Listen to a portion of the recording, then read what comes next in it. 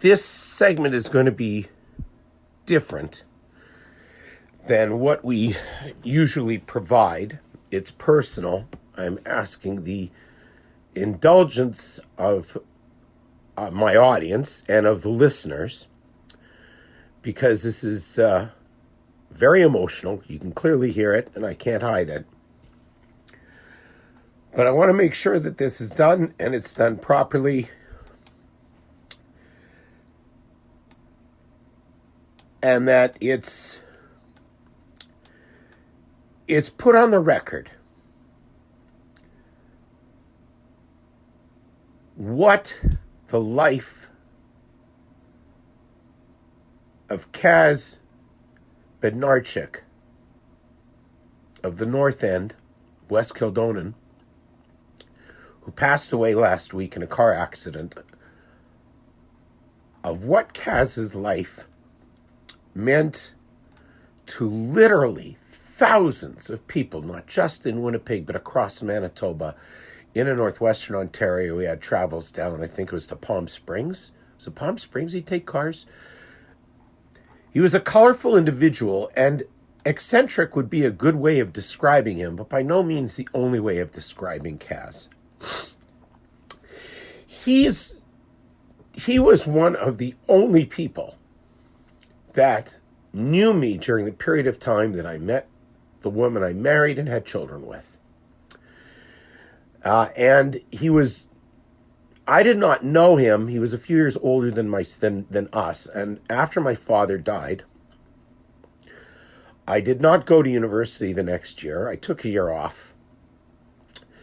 And then went to U of W the next year. And lo and behold, at U of W were some various people I knew, Jewish kids I knew from growing up, whether they went to Joseph's Collegiate with me or whether they went to Garden City. And one of them was friends with Kaz, and we all hung out together in the Buffeteria, and that's how we became friends way back then. And then I might have seen him at the odd social gathering party at someone's house, mutual friends we had, but I don't remember seeing him really until I came into the zoo, and he was entrenched there doing graphic arts posters, and this was in a heyday of punk bands, and certain scenes had evolved and were perhaps close to fizzling out, but not yet. And Kaz had been there from the beginning. He knew all sorts of characters from Winnipeg's pop culture scene in the 70s and 80s. That I would, cross paths with, but not nearly to the extent that Kaz did, with people like Greg Klimke. I'm sure Guy Madden's on that list. So many artists, photographers, visual artists. He had a brilliant and somewhat twisted mind, and his parents had survived the war and come to Canada, and he grew up in a much safer environment than his family had, and he flourished. Between the ears, this guy flourished like nobody's business, even when his thoughts were sometimes strange. He and I became very close because in that period at the zoo, where I moved in there and had opened the relationship between professional wrestling industry in Manitoba, and the Osborne Village Inn, the Greens, which became significant for both as a source of entertainment and revenue. And Kaz was handling the posters and PR, and so we were together at some of the different band shows. And then after I became disabled, and Chuck Green came to me and said, "I think we need wrestling at the Junkyard. And of course, Kaz will do the posters." And so Kaz and I started to work together artistically. And in that era, the wrestling business was still very much a closed shop. It was the dying days of it. But we didn't just let anybody come around our private business, be around the locker rooms. And Kaz relished the opportunity to be around such characters, bigger than life kind of guys that we had around Rough House Wrestling, and that included some of the wrestlers. And I'll get to that later in this tribute. But he got into my social circle, and we already had some of the same. And then we started going to different bars together and different parties together and different events together, some of which were very much on the margins of polite society. And we, of course, always got along. he always remembered my birthday. May the bells ring, he'd say. And I'd respond, may the chop suey. And he'd say, why not both? And I go, what if we go during church? We bonded not only on different cultural things and on, he had a liking to the kind of work I did. He took like promotional photos of me, staged them and tried to make me look my best, which wasn't easy at some points in my life, depending on what my haircut looked like. And Kaz was above all, he was a true friend of the Jewish people. Not specifically because of food, but it certainly contributed. I don't know if I've ever known a Gentile that loved Jewish food and kosher food more than Kaz, who lovingly took photos of it. I don't know if anyone ever photographed Jewish food with more love than Kaz. The chicken noodle soup or the borscht or the latkes at Bernstein's, for instance. And boy, he was a Simon's aficionado too, of course, and Oscars. I learned a lot about photography, of which I'm a complete amateur, but I do my best. But this was a guy who understood the art in so many forms and at such depth. And he would take pictures of pies with one slice taken out, pictures of the different kinds of mustards. We shared a love of mustards, and he'd show off his mustard supply. If he picked up souvlaki and Greek salad somewhere, he'd make the food look so good you'd want to eat the plate. And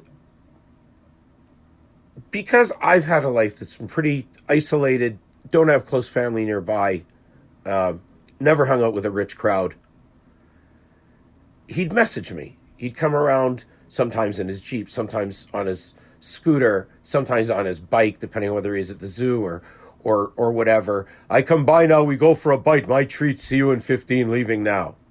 And he'd take me out, and we'd go to sometimes Mrs. Mike, sometimes other places, depending on the method of trans. Let's go for a burger. He brought that up, and it was in the winter, and I said, well, VJ's is still closed, right? They're on John Cheryl, they're on vacation. So what? Go elsewhere. Can we go elsewhere? It has to be VJ. I go, well, where else? He goes, I know. VJ closed, we starve. The turn of the phrase, I'll get to that, and that was a great deal of his charm. And what he did was he spread joy. You try finding pictures of the food from the Paladin restaurant that burned down years ago on Des Muron, and there's a picture that Kaz had of the French onion soup, which is just thoroughly unmatched. And he made sure to immortalize that and to post it where everybody could see. So as the kosher food, kosher style food, the not necessarily kosher food, he loved all of it. Matzah too, not generally considered the tastiest. I mean, it's a different kind of treat, but it's dry and it's not necessarily flavorful. But Passover, happy Passover to all my Jews, he'd say. He'd find he'd go antiquing and touring. He had such a curious nature. He'd take pictures of like Shabbos plates, or where in Hebrew would say the dagim, the fish, and Shabbat. He cared deeply about my people and my culture, like a North Ender. And North Enders, of course, where did we go when we weren't keeping kosher necessarily? We go to VJ's. And so again, whether he'd cycle or bring his bike or whatever, and then he'd ditch it here and we drive over and we go to VJ's. And he took so many pictures there, and pictures of the food too, but especially there were times where, different kinds of characters are walking up late at night in Winnipeg, especially on the weekends. Fair statement. And Kaz loved that kind of stuff. He relished it. And one night around 2017, 2018, we were there kind of late, and some kids got in line that I think they were going to, or did they do two shows in St. Clown Posse?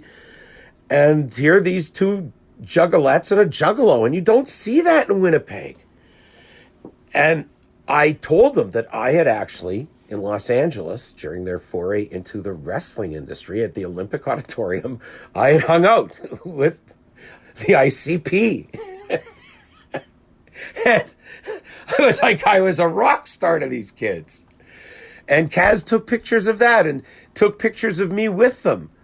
Where, one longtime friend of mine that went, goes back to like the late 1980s and sees this picture of me around a music scene at what you was juniors were growing up at VJ's, and said, well, it's like Marty's timeless, and Kaz captured that moment for me.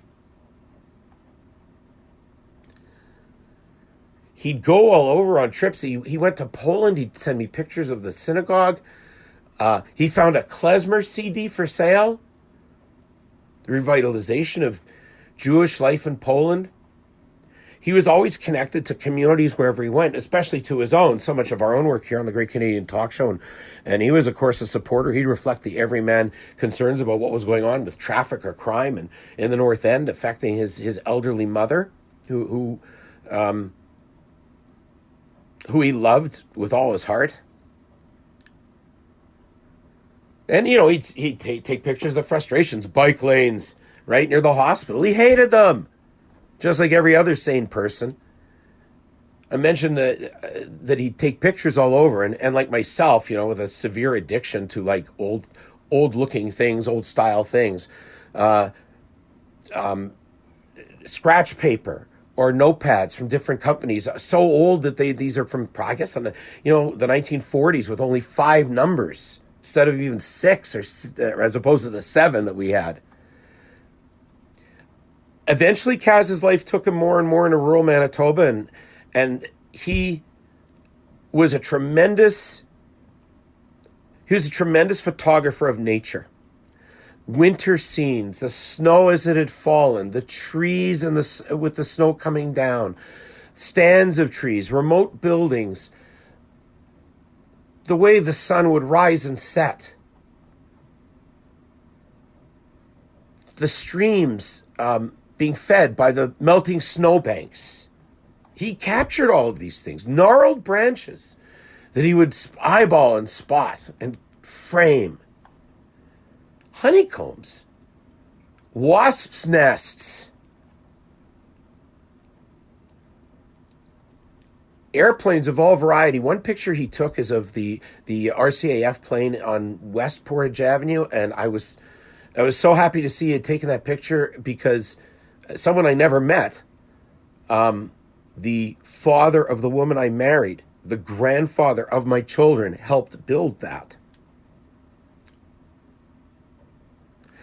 And there's a picture now I can give to my kids that Kaz took of something their grandfather worked on. No one took better pictures of animals. No one loved animals more than Kaz. Cats behind curtains, cats sleeping, cats tumbling, dogs balancing themselves. He loved the sight of he just loved them on sight, especially dogs. Deer and winter scenes, snowbound homes out in the area where he lived, the windswept highways. But it would always come back to nature for him. And the telephone poles, the quiet roads on and off properties down in Winnipeg. It was all flat out in the country. He was able to have scenery that we just don't have here, that he was able to have in southwestern Manitoba and other places. He loved traveling, like I said, to Kenora and taking pictures of the signage, right? Again, feeding back in his love of pop culture and would take these oddball pictures, from street level or back lanes. Something that that I do, and I in part was because of adventures with Kaz. Let's go this way. And he loved taking pictures of anything with a motor, anything with an engine. Motorcycles, loved going to the shows.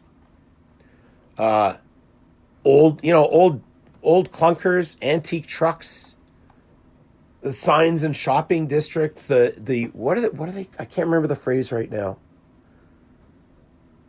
the hidden advertisements, when you tear down a building. And in my family, there had been a Winola ad on the side of a building, and around Donald and Ellis, and one building was taken down. And this again was back when my kids were little, and there was a Winola. I was pretty sure it was a Winola sign. My family's pop business. He loved taking pictures like that, and giving reviews to places, right, that he had gone, places he'd eaten, places he'd stopped at. About 20 years ago, Kaz branched off into a new field of photography, and Derek Pollock left a beautiful tribute on Facebook to him. Kaz, many of the racing buddies would know Kaz. Racers would know as one of the longtime track photographers. I first met Kaz in '93 at Typeo Plate, as he used to make custom magnets. I then ran into him in 2004. We were talking about my racing, and he asked if he could come out to the track. This would be like Winnipeg Speedway, and take some photos with his new camera. It ended up becoming a true passion of his for 20 years. He even designed victory lane photos, produced hero cards, would cut vinyl for racers. You would see him at 3 tracks a week: Victory Lane in Winnipeg, ALH in Morden, Lake of the Woods in Kenora. Great guy, will be missed by many.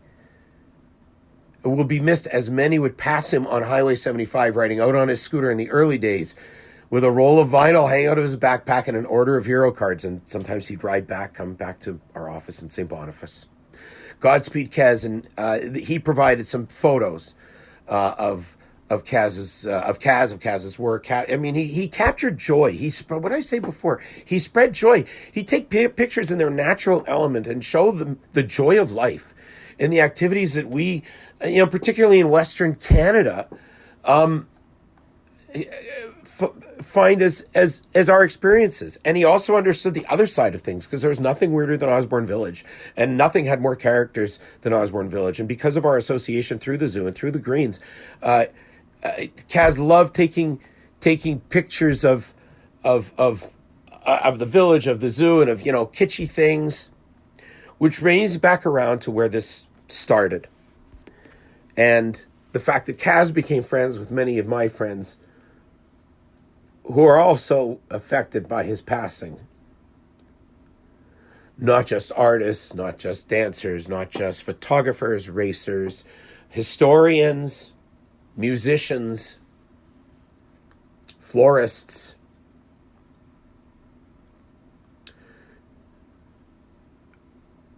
Professional wrestlers in Winnipeg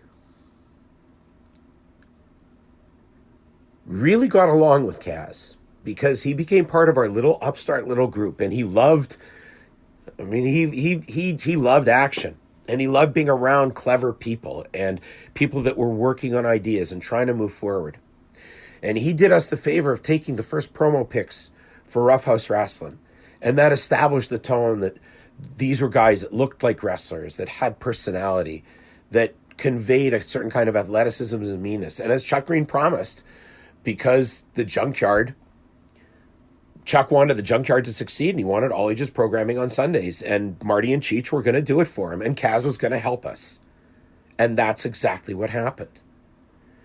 And the design, the general design of the posters, the pictures were basically paste-ups. I think the first one might have had pictures of his.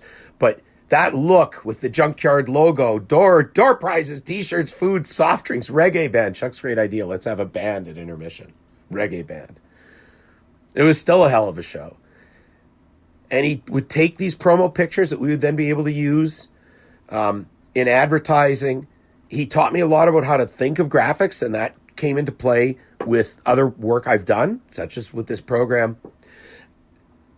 And the first Roughhouse Wrestling run included a show on Canada Day, which is the first time anybody had done wrestling in Winnipeg on Canada Day.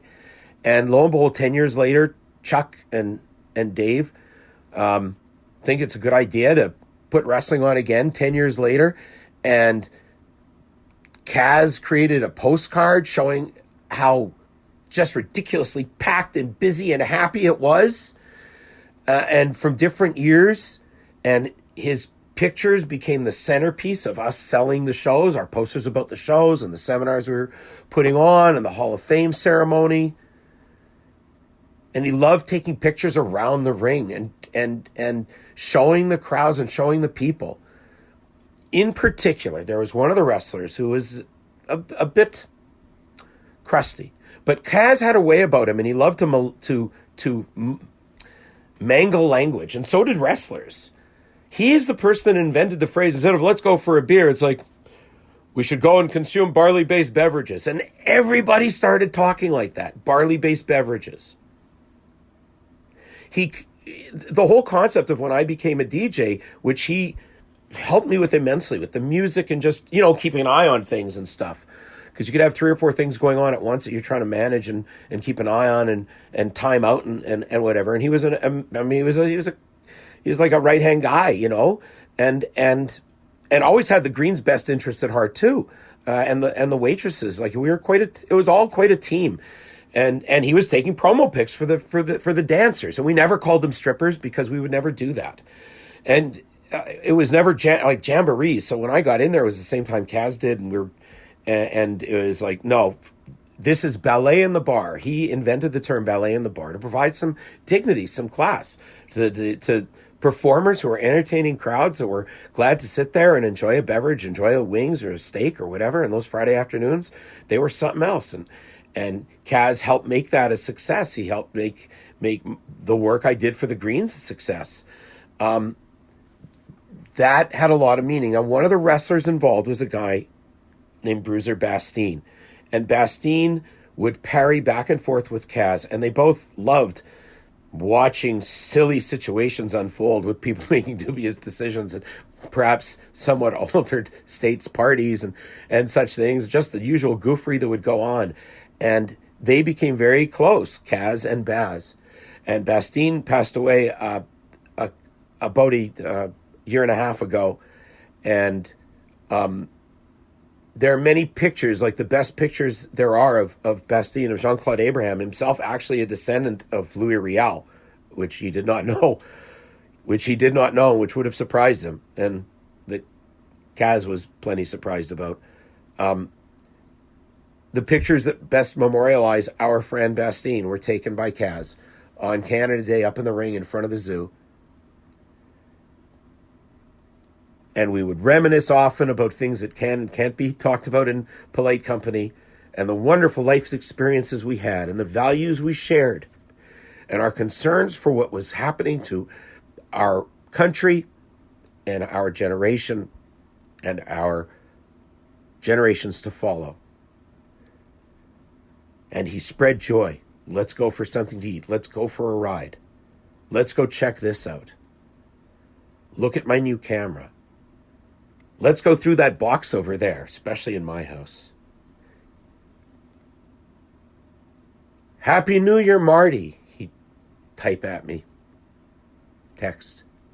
Marty, you will always be in my pantheon of guardian angels.